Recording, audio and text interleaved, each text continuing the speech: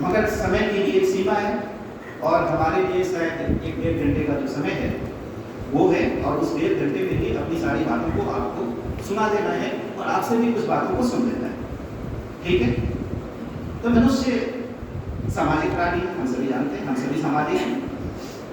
मनुष्य विवेकशील, मनुष्य चिंतनशील, मनुष्य ज्ञानवान है, ज्ञानशील है, ज्ञान की खोज में हमेशा लगा रहता है।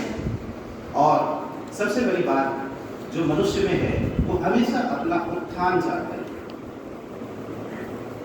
हमेशा अपना उन्नयन चाहता है, हमेशा अपना प्रमोशन चाहता है, हमेशा अच्छी जगह पे जाना चाहता है, अपने में अच्छाइयों को लाना चाहता है। यह होगा, यह अपवाद होगा जो कुछ मनुष्य ऐसे भी हैं जो बड़े अधम हैं, मगर वो सारे के सारे नहीं। अगर आज भी आप, अक्सर हम लोग दो शब्दों का प्रयोग करते हैं। एक करते हैं दिल से पूछो, अपने दिल से पूछो।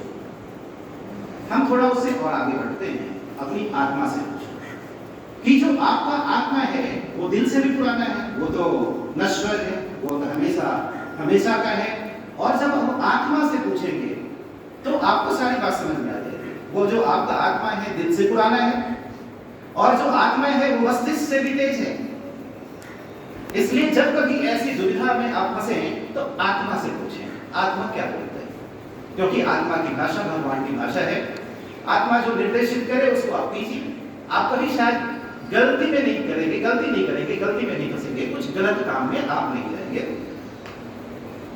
मनुष्य के विकास के लिए किन किन चीजों का आवश्यकता है तो आप जानते ही हैं कि मनुष्य में उत्साह है, उत्साह ही जीवन है। ये तो हम लोग जानते हैं कि उत्साह ही जीवन है, हमेशा उत्साहित रहने की कोशिश हमारी होनी चाहिए। और क्या है? गतिशील है। और सबसे बड़ी बात जो मनुष्य में है, ठीक है, संघर्षशील है और आशावान है। हमेशा अच्छी चीजों की तरफ वो आशान्वित रहता है, आशावान। और यही जीवन के लक्ष्य है, मनुष्य जीवन का ये लक्ष्य है। हमारे शिक्षा का जो उद्देश्य है, और मुख्य रूप से मैं बात करना चाहूंगा भारत केंद्रित शिक्षा। जो हमारी जो शिक्षा पद्धति अब तक की थी वो कहां से कहां ले गई हमको? भारत से इंडिया ले गई। भारत से हम कहां पहुंच गए? इंडिया में पहुंच गए। अब जो हमें शिक्षा पद्धति की जरूरत है उसमें हम इंडिया से भारत हैं। हम विश्व गुरु थे और हम सनातन धर्मी लोग, हमारा जो सनातन धर्म है वो बिल्कुल ही वैज्ञानिक धर्म, बिल्कुल ही वैज्ञानिक है। और मेरा ऐसा मानना है कि हम जो भी कर्म करते हैं वो सारे के सारे कर्म हमारे वैज्ञानिक हैं। और जब आप जानेंगे उन सारे कर्म के बारे में कि ये करते क्यों हैं तो आप में और भी बड़ा उत्साह और आनंद का अनुभव होगा।